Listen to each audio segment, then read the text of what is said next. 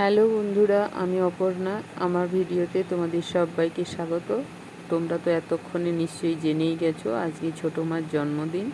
তো সেই জন্য সকাল সকাল স্নান টান করে এই দেখো রান্নাতে লেগে পড়েছি। কতটা কি করতে পারবো জানি না।